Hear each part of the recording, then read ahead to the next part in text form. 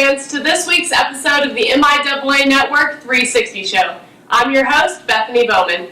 This week, we'll be heading over to the University of Central Oklahoma, where they recently had their dedication ceremony for their brand new 40,000 plus square foot, $14 million sports performance center. Also in the episode, we'll catch up with some MIAA student athletes on class breaks, 2 men's basketball players from the University of Central Missouri, and a women's soccer player from Missouri Western University. But first, let's head over to Emporia State University, where Athletic Director Kent Weiser told me all about the hiring process of new coaches, as Emporia State just had 3 new coaching hires in the past year.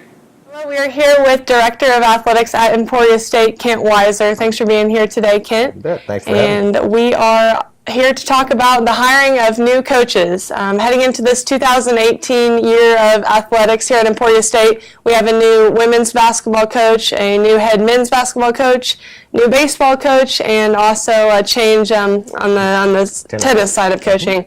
So just, what was this year like for you? Pretty crazy. Well, it was unusual that all of them happened at the same time. Coaches in our industry and profession, coaches move on and move up, and we were very stable for quite a while, and then it was just unusual that all of them happened at once. I'm glad in a lot of ways they didn't happen at the same time, so we weren't doing multiple searches in the same time frame, but it kept us busy for 3 months, that's for sure. Talk a little bit about the hiring process and just kind of the first few steps when that a new coach is going to be in the near future, and what you start to do when taking those steps. You bet. And each search is different. You look at where each program is at any given time, and you go into it with a little bit of an idea of what are we looking for, what does that program need maybe at any given time. And then there's usually quite a bit of response, and these jobs are very much sought after. So you've got a wide range of possibilities, and then I get a small team together and talk about what we're looking for, and then go out and try and find them. Can you tell me a little bit about some of the people that are in those roles to help you with that search? You bet. This year and these 4 searches, it was Deputy Athletics Director Christy Byer and Associate Athletics Director Don Wiest.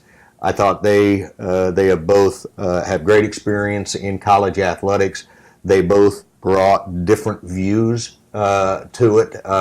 Christy is a very recent former head coach and the administration side of things, and Don from the external side of things, and so I thought it was a very good team. We all complemented each other very well on our strengths and what we were looking for. Is there like a formal posting for these type of jobs? Does it kind of get out quickly that there's somebody new going to be coming in? It's funny. They yes, we go through all of the human resource rules and guidelines, but most of the time when we announce that there's an opening, we'll start to get resumes an hour later. So we don't really need to post what we're looking for, but we do that in the NCAA news and list locally and on websites that this is the procedure that we need to have. These are the information, the resumes, and the cover letter, and then the recommendation. List of references, I should say, not recommendations, but they usually start coming in even before it's formally opened or posted. Obviously, it might be a little bit different for each position, but roughly number of applicants, I'm sure ranges a little bit, but how much response do you get for these jobs? Both basketball jobs were over 140 resumes that we received.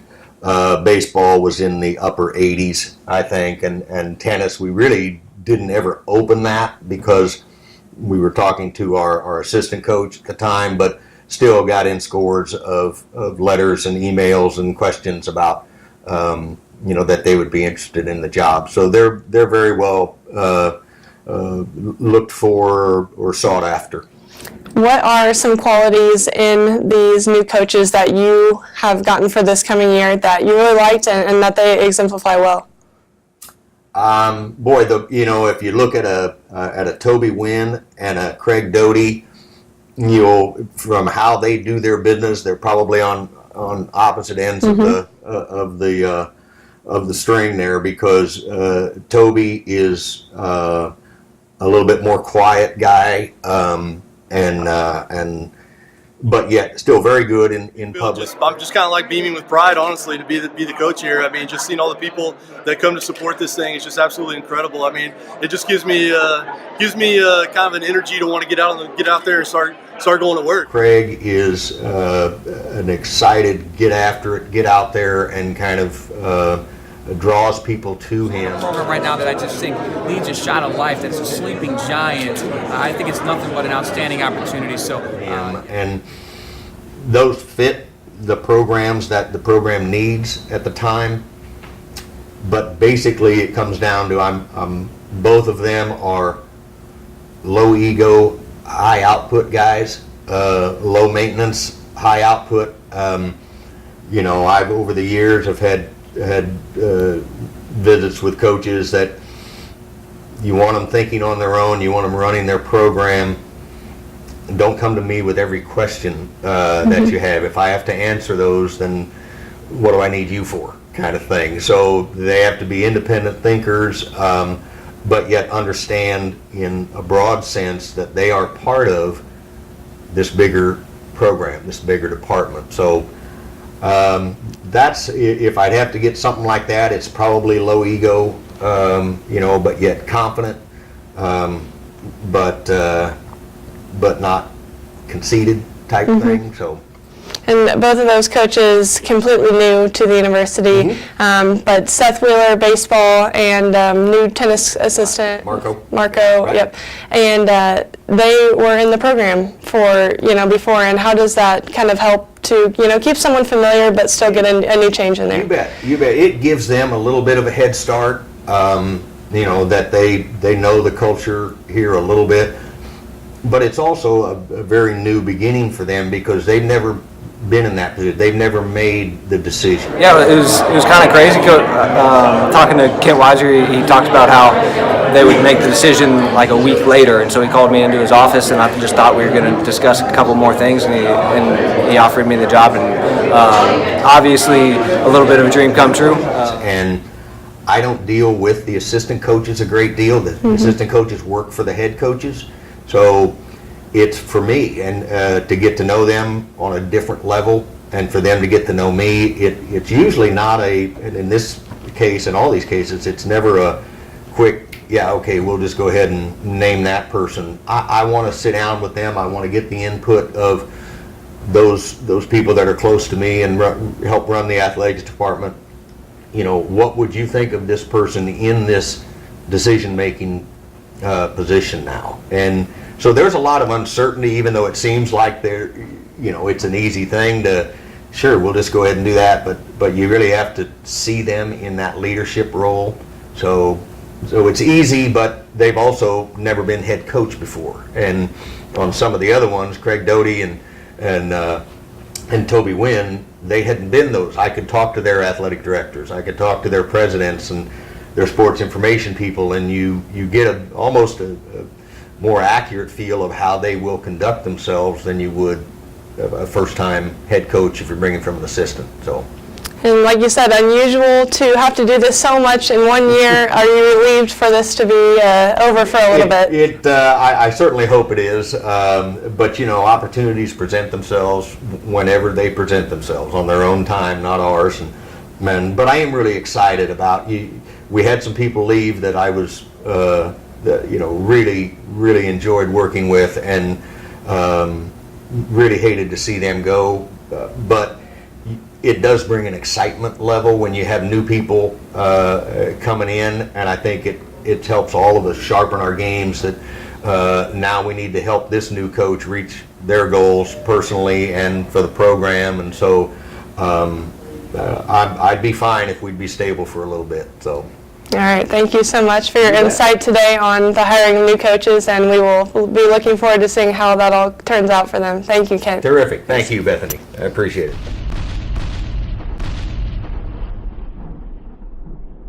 In this class break segment, I caught up with with two basketball players from the University of Central Missouri, Matt Wilkinson and Jakob Lowrance.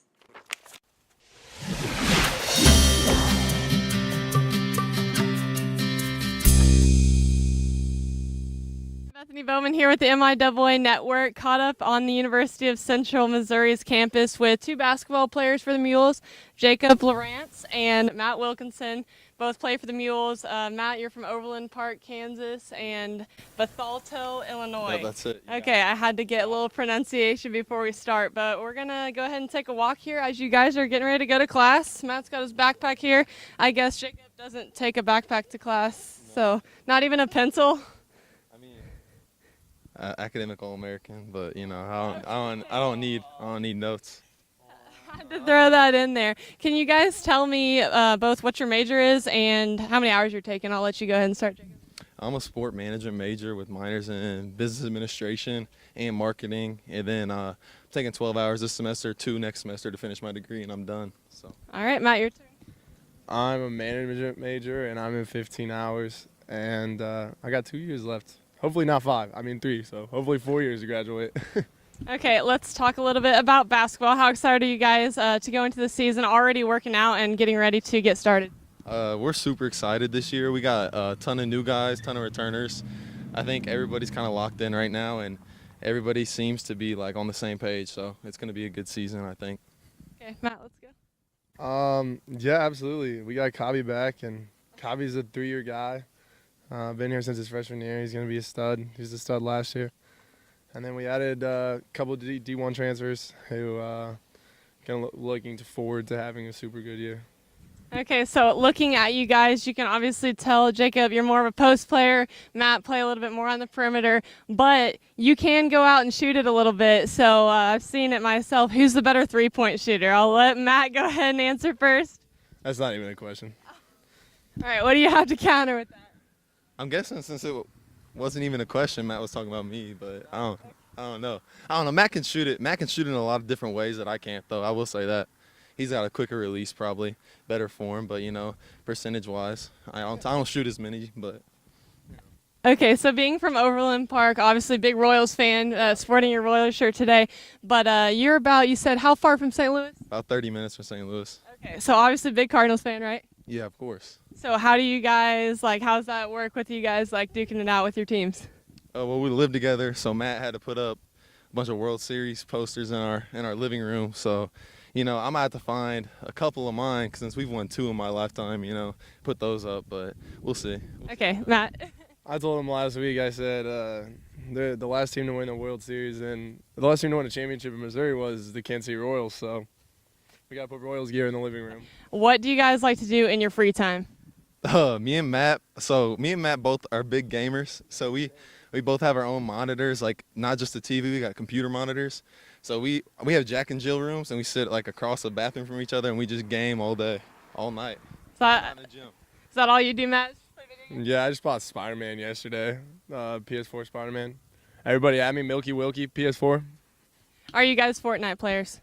Matt's a bigger Fortnite player than me. I'm mostly 2K. Matt's more of a Fortnite guy, shooting games. I'm sports games, really.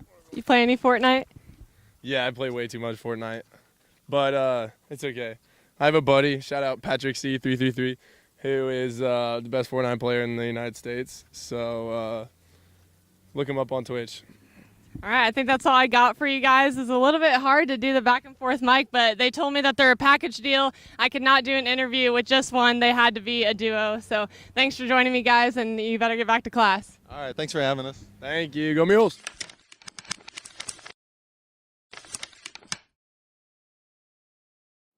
Next, let's head over to the University of Central Oklahoma.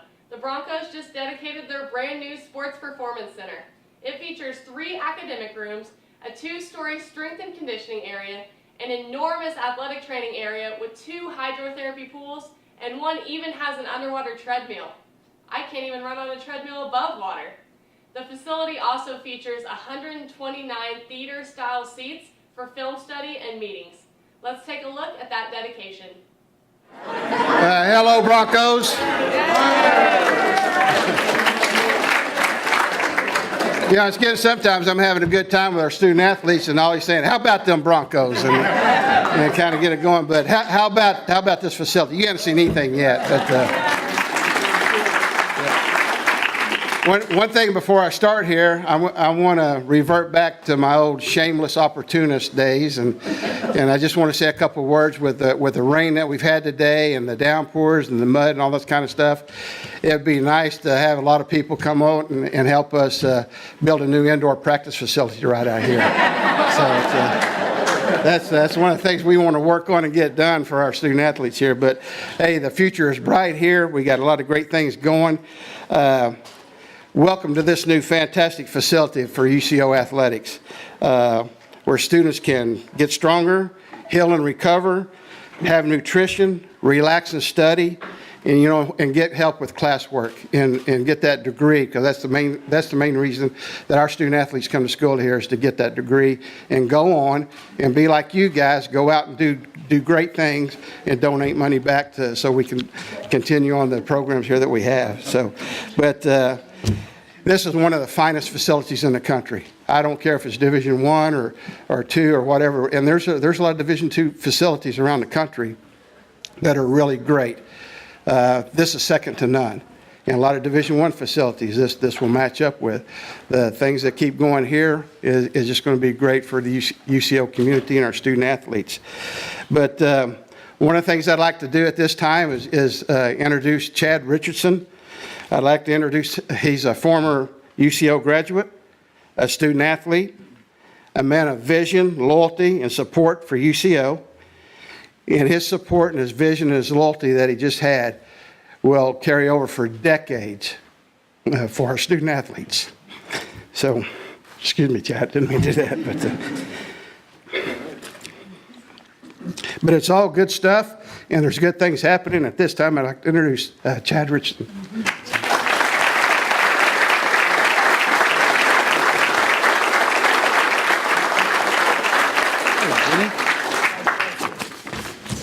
All right. Well, thank you, Eddie, and thanks everybody for being here.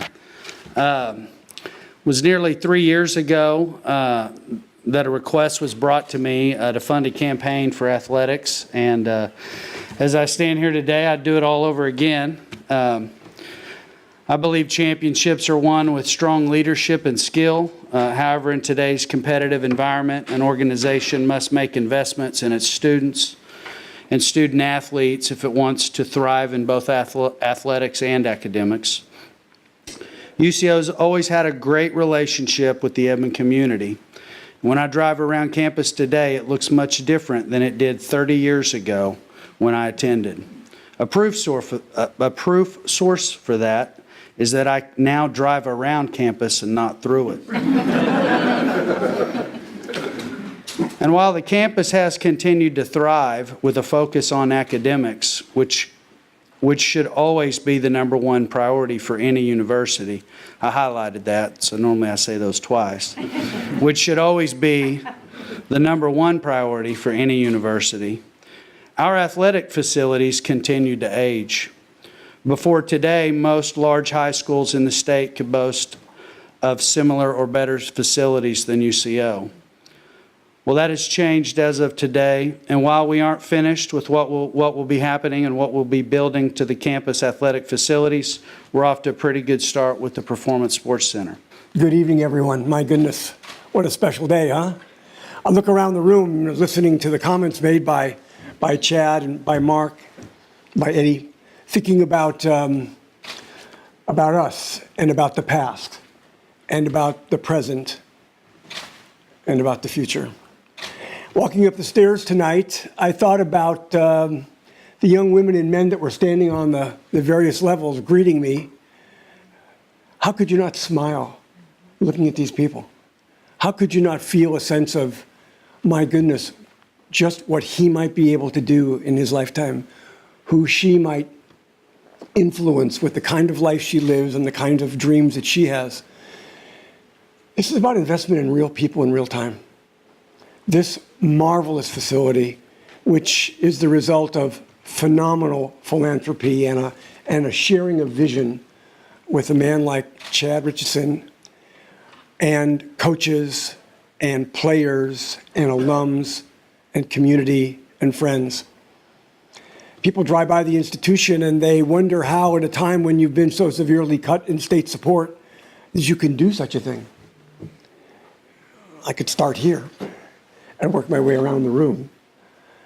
You can do it because you have a vision, and you have discipline, and you have goals, and you believe in why you got up this morning. We know why we come here every day. You can ask any one of us. And I can tell you that the first thing in our mind is not about what that paycheck may look like at the end of the month. It's about those faces that you saw in the hall today. Young, smart, bright, ambitious, ready to work as hard as anyone could possibly imagine in order to achieve his or her goals.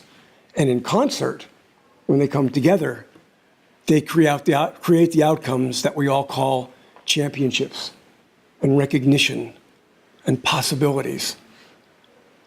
This facility is part of completing the dream and achieving the dream. But it's no longer a dream. It doesn't have to just be the kind of dream that you have at night, that when you wake up in the morning, it's all foggy. That was just sort of hallucination. This is a daydream.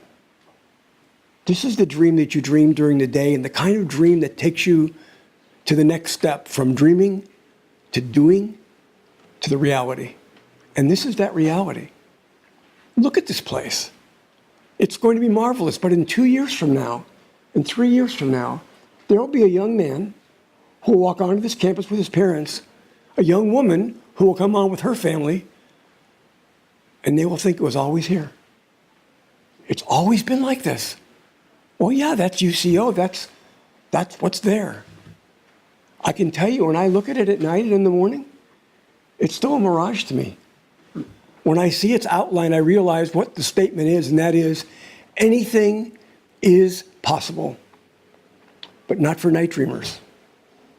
You have to be that daydreamer that works on those dreams, that strives, that puts together the team that makes it possible, that finds phenomenal, incredible friends and benefactors who believe in the dream, and believe that the dream is basically based in the belief in the people who that dream will serve. Thank you so much for joining us today, and thank to everyone who has had a role to play in something that I'm sure many of you in the room thought would never, ever happen. Thanks.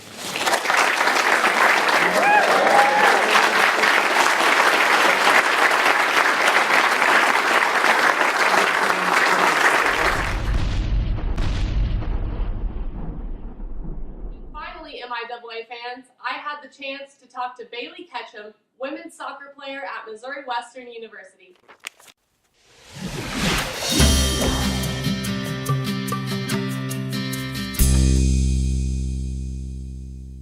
Hey MIAA fans, Bethany Bowman here on another class break. Have Bailey Ketcham from Missouri Western, a soccer player and a senior. So in your last senior season with the Griffins, but we're going to walk a little bit on your way to class, get to know you a little bit better.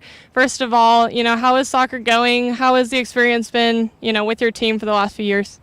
Soccer has been going great. The last 3 years that I've played here, every year we've done better, and it's just amazing to see our program grow.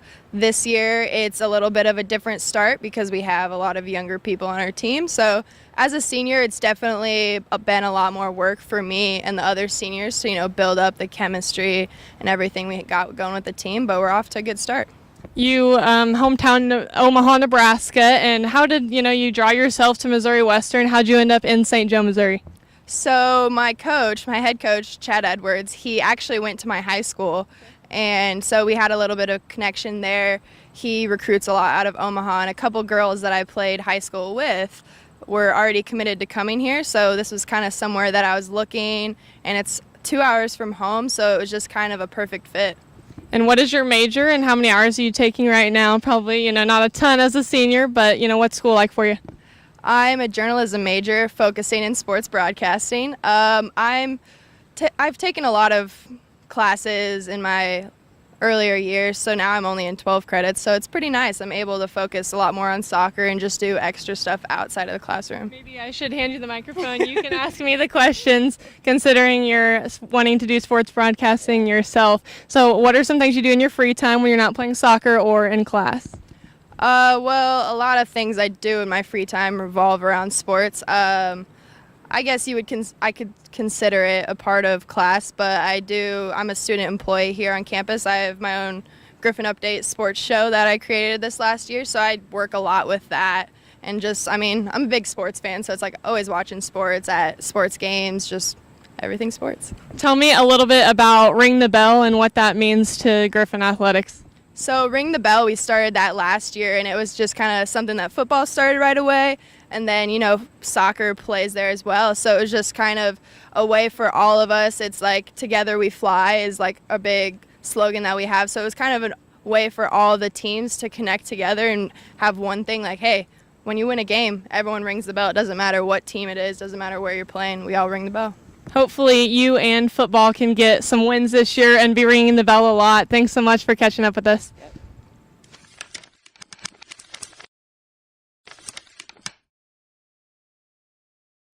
That concludes this week's episode of the MIAA Network 360 show. Thanks so much for watching. Next week, we have something really exciting coming to the MIAA, and with basketball season right around the corner, MIAA Basketball Media Day will be held Tuesday, October 9th at the College Basketball Experience in Kansas City. We'll give you a look at some of the coaches, players, and action throughout the day, and remember, bring your A game.